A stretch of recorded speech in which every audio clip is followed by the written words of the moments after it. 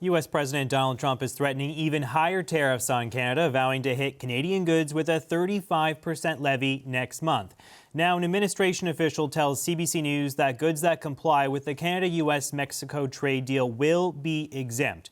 But in response, Prime Minister Mark Carney pushed back a deadline for a U.S.-Canada trade deal to August 1st. And new today, Carney says he will convene his cabinet on Tuesday to discuss Canada's response. And he'll be joining the premiers for their annual summer gathering on July 22nd to discuss this. Asked about the new tariffs, Trump said he received a call from Canada last night. I think it was fairly well received. It's what we need. So we'll see what happens. We've been taken advantage of for many, many years by countries, both friend and foe. And frankly, the friends have been worse than the foes in many cases. So I would say just keep working. It's all going to work out. Let's talk about all this with our political insiders. Greg McEachran is a former Liberal ministerial advisor. Fred Delory is a former Conservative campaign manager. And Melanie Richer is a former communications director for the NDP. Nice to see you all on this Friday. Thanks for coming in. Greg, I'll start with you. Do you think it's time to panic or not? I mean, one thing that was interesting, I was expecting a huge market sell-off today. I looked at the TSX. It barely budged. It was down like 0.2%. So obviously traders are just shrugging off this latest maneuver by Trump. What do you think of it? What's your read? Well, when we were getting wired up here by the crew, Mel said, another Friday and we're talking about Trump. And I feel like we've been doing this since December. So, to your comment about the markets, maybe there is a little among all of us, a little acceptance of that this is, his brand is disruption. And so we're not as reactive as we once were. And I think if you look at what the Prime Minister has been saying the entire time, which is basically we have to prepare for the worst. And part of that is planning to work with other countries and other jurisdictions. And that continues. We also have to strengthen our internal trade. There's a lot of conversations around that. I saw an interview with Minister Freeland this week, singing the praises of Premier Houston from Nova Scotia. We know at the Stampede, Premier Ford and Premier Smith signed a deal. So all of that is going on. And so I think Canadians can look to that, and whatever your political stripe, or if you're nonpartisan, you know that your politicians, for the most part, there are some things I disagree with. I don't think Alberta and Saskatchewan look particularly prescient by selling American alcohol again, and provinces like Ontario and Manitoba chose not to go that route. I think that was the smart route to go. But I think, we can look and just say, this is the way this person acts. And JP, honestly, if you look at the letter, I mean, there's a random capitalization. It doesn't make sense. It does not, Jake Tapper could write a book about, one letter here if you're really concerned about somebody's mental faculties. The other part of that, too, is his cabinet is increasingly looking like the gang that couldn't shoot straight. He's got a lot of internal problems. And I think those things actually help other countries while he realizes there's only so much more he can do to try to distract from the messes that his team have made. Yeah, he loves to capitalize tariff and barriers. Like, why is barriers capitalized? Like, that doesn't take a big B, you know what I mean? It's so random. There's no logic to it. Fred, on the letter, yes, it's threatening, obviously. He's floating a 35% tariff. But if you're being, sympathetic to the guy, it maybe is... I'm not going to be, but go ahead. Yeah, I mean, some of it's a little flowery, right? The language, like, it's a great honor for me to send you this letter, Prime Minister. It demonstrates that we have a strength and commitment of our trading relationship. It could be worse, frankly. I mean, I've seen worse from Trump, right? Like, he kind of suggests that if we work together on fentanyl, maybe this will all go away. What's your read on it? The whole premise of fentanyl just blows the whole credibility of this up. Like, the report came out about a week, or I saw it this week, about how that Canada has any impact on the U.S. Fentanyl crisis. It's ridiculous. The whole thing is ridiculous. I think the Prime Minister has a very challenging job right now to negotiate with a lunatic, and that's what he's doing. This guy wakes up, and there's another one of these things that comes out, And it's a roller coaster with Trump. Every few weeks, it could be gone in a few weeks. This whole, he'll make some random announcement. We don't know what's going on. We don't know what we're playing with. And I think as a country, it just reinforces the importance that we expand our global presence and open up new markets across the world, which I think everyone seems to be aligned with now to do. The country has been stagnant for a decade. So now it's time to really start building and putting resources behind the projects we need to get going. Let's get them going and let's get our products to market, because we have an abundance of riches in this country. He's back to fentanyl, as you say. Like, most of this letter, frankly, is talking about the drug crisis, which is definitely a real problem in our country. I'm not downplaying it, but it certainly isn't a thing at the border. I mean, we just did an interview with a guy who's done amazing research on this. 99% of all pills, fentanyl pills captured at the land border, were coming from Mexico over the last 11 years. Right. And the same trend continues even now in this year. Mel, what do you take away from this letter and from this threat? Candice Lang, who's the president and CEO of the Canadian Chamber of Commerce, said something smart the other day, in that, as a negotiation unfolds, as we approach the deadline, there will be, as she says, peaks and valleys, and there's going to be last-minute surprises. Is that what you think this is? Is this just him trying to ramp up the pressure, make it more difficult for us, trying to squeeze more out of us as we approach August 1st? That's a good question. Either that or performative for people that he's speaking to at home. I think that the fentanyl part, to your point, it's not credible. So who is that credible to? Yeah.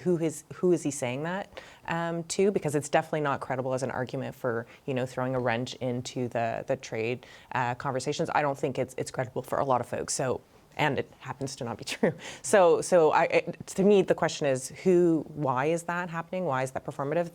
Or it seems performative. The language around dairy keeps coming up. So I'm paying attention to that as any last minute surprises. And listen, he does this every few days. He did this, I think, maybe not last Friday, but 2 Fridays ago, we were sitting around this table and we had just heard about the digital services tax and him walking away from conversations with Canada because of that. So I think less, peaks and valleys as it relates to the trade conversation. I think it's just outbursts that we are not going to understand why they come or what's happening.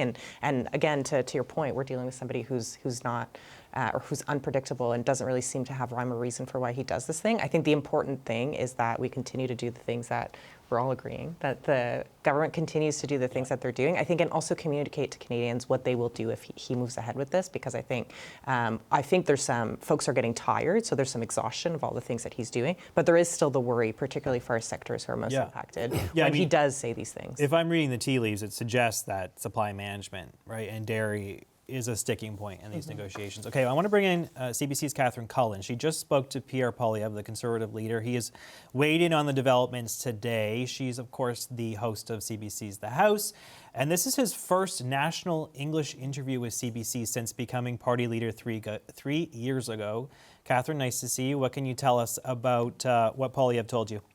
Yeah, well, let's start with trade, JP, because that really was the thrust of this interview. Pierre Poilievre is making a push for having the International Trade Committee recalled. He says certainly that the party wants to show support. They want to bring together not just politicians, but people who are in affected industries, offer advice essentially to the Prime Minister. But he also says they also want the Prime Minister to demonstrate that he has a plan at this moment. We did learn that Mr. Poilievre says he's spoken to a few U.S. lawmakers on this issue. He's made the offer in conversations with Mark Carney to engage with more American lawmakers if asked. And in fact, he said he's willing to go to the United States if asked, although it doesn't seem like he's quite on the cusp of that yet. An interesting part of our conversation was about this deadline for talks. And, it has shifted a few times. First, it was July 16th and July 21st. Now, thanks to this latest Trump missive, it looks like it's August 1st. I asked him whether he thought setting this deadline, which Mark Carney said he was doing to focus the mind, was a good move. Let's listen to a bit of our conversation.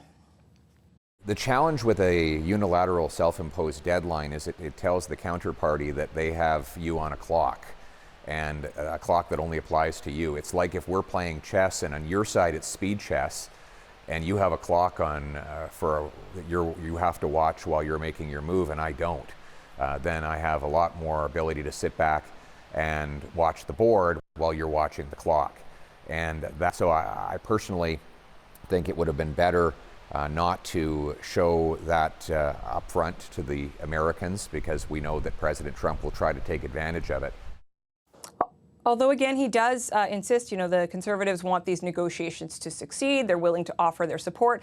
One other topic when it comes to trade that we talked about, JP, is supply management. We all know a very politically charged issue in this country. I asked him whether he thinks there is any wiggle room around this issue for Canada, knowing that this is something that Trump has come back to time and time again. Initially, he said, well, listen, I would ask the Americans about the things that they do to support their own industry and whether that is fair in the face of all this. He criticized Justin Trudeau's government for offering some concessions on supply management the last go-around, but also acknowledged that many of the sort of levels of access that were made possible under CUSMA aren't actually being used in many cases by American farmers. As to that question of whether there was any wiggle room per se, ultimately Pierre Poilievre just did not weigh in on that one. What else did you guys talk about?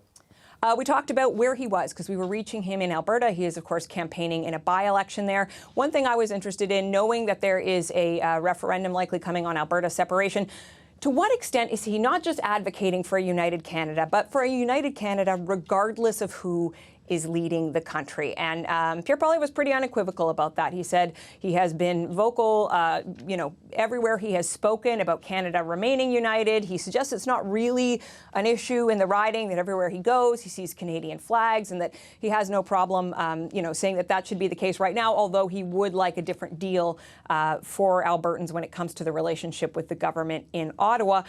Also interesting, JP, I asked him about getting a second chance and why he thinks both the people in Alberta and people nationally should give him a second chance to run. And he said, he pointed to some of the Conservative success in the last election, growing the number of votes and whatnot. But I pointed to the margin in his riding, losing by about 4,500 votes there. He says that in his riding in particular, he feels that it all came down to a lot of folks working in the public service working against him. He says he was transparent about cuts that would be coming. Now, the Conservatives talked about that as being through attrition, but cuts to the public service that would be coming if he was elected. He suggests the Liberals hid their agenda on this issue, and he says that is ultimately why he lost, but essentially arguing, well, can you really blame me for being honest? So that is our conversation with Pierre Poilievre. A lot more in there, though, so folks can check it out on The House tomorrow. Okay, yes. Thanks, Catherine. Be sure to listen to the full interview with Conservative Leader Pierre Poilievre on The House tomorrow at 9 a.m. Okay, Fred, what do you make of Poilievre offering himself up to go down to the U.S. to meet with lawmakers and be a part of all this? There's a lot to unpack from this whole thing. Yeah, no kidding. Starting with, I really look forward to listening to the House tomorrow and listening to the entire interview. I think a lot of people are. Sure. It's fascinating to see he's offering him up to CBC, an entity that he wanted in English to wipe out. So that was interesting. Lots there of interest. The whole. I think it's good if you want to, be a part of Team Canada and talk about what you can do. There's obviously two sides in the U.S., a blue and a red, that are opposite of ours. But there's relationships there. There's people that we can know, and maybe we can talk on a different sort of way that others can't. So I think that's, it's positive if it's legitimate and if it's a real thing he wants to do and can do. But I don't know what this would look like. I don't know how you would arm him with anything and what the feedback would be. Would he sit down and give a report to Carney on what he heard? I don't know how any of that is functionable. Well, and he also said, Greg, if you remember during the campaign, he didn't want to do stuff like that. We kept asking him, are you going? Are you meeting? Are you calling anybody? He wasn't too keen on it because he said we should speak with one voice. That's the Prime Minister's job. I shouldn't really interfere. Now, I guess he's taking a different approach. Well, and he took a lot of criticism for that because he was not really offering up an alternative. And then on at least 3 different occasions, when asked how he would handle this, his answer was 3 words. I would, tell Trump to knock it off. Yeah. And I can just imagine how seriously that would be taken by President Trump. So I think it was one of a number of things that hurt him on this. Like Fred, I'm really looking forward to the current interview. The latest who's getting blamed for his loss is quite interesting. He's blaming his constituents. So I think that's confirmation that in the next election, should he win this by-election, he won't be running in that riding, as Rumors I've heard is that Cheryl Gallant might not run again, and he would run in that riding. But if you're insulting the people that elected you, and I mentioned last week on the show that I had heard that his former riding association had their AGM, 300 people showed up, but he didn't. And that, when Conservatives are reaching out to me, for me to know that, there's a reason for that. They want that out there. I think that, if you've represented a riding for 20 years, and whether you win or lose, you show up and thank the people that worked on your campaigns. Mel? Yeah, it's funny. We were talking outside before this, talking about how his tone seemed to have changed as it relates to the Canada-U.S. relationship and how that's maybe a good move. I don't know how effective he would be having those conversations. I also don't know why you'd want to send him over there. I think the premiers, particularly the Conservative premiers, as it relates to that topic, I think are doing a fine job. Credit to them. So I don't think if I was, the Prime Minister, I'd kind of just be like, okay. But it's funny, talking about how his tone has improved or his messaging seems to have improved on that subject, to hear him or to hear Catherine talk about how, well, we grew the party, all the people who were against me, it was a targeted campaign, is the opposite. Actually, doesn't seem like you've learned any lessons, or it doesn't seem like you've learned that you need to change your messaging and maybe take a harder look at that. So yeah, kudos to Catherine for getting that interview. Looking forward to that tomorrow. But a little bit of a two-sided there. Doesn't seem to really have learned his lesson or to have done any soul searching over what comes next. There's a political risk, though, Fred, for the Prime Minister as well, right? Like, because he's made his whole brand this negotiation with the U.S. Trust me, I'm the best guy to do it. Like, I can take on Trump. But he's had a rough go of it, right? I mean, things are better. Certainly, the bilateral relationship is stronger, but copper tariffs, doubled steel and aluminum tariffs, back down on the digital services tax. Now we're dealing with 35%. Like, where do you see this going for the Prime Minister? Does he have to put up a win at some point soon to keep that goodwill, that positive energy that he's been able to develop? I think it's incredibly difficult to measure wins with Trump because things are just so fluid and ever-changing. I think what we need to do is getting products or projects built and moving and things happening. We have Bill C-5 that went through. I think that was a good beginning, and we've got to see down the road. It's going to take time. He's in this job for a long time. This is a minority parliament that may last 3 or 4 years. He has time to show his work and what's worked and what hasn't. Again, Trump has done 35% today. The fact that the market didn't move, I think it's very telling that a lot of people are just realizing that this guy is just all over the place, and we have no idea if he means it, and what's going to actually come August 1st may be completely different. Yeah, Greg, quick final word to you. The taco line about Trump that this never seems to last.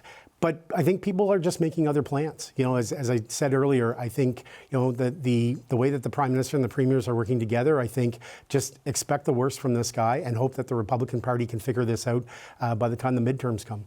Mel, 20 seconds. Yeah, I think just the same, taking a look at what the Prime Minister and the Premiers do. We saw a lot of good conversation happening over the weekend in Calgary, and see what happens there, and hopefully we're reinforcing stuff here at home so that we're less reliant on what's happening with the President.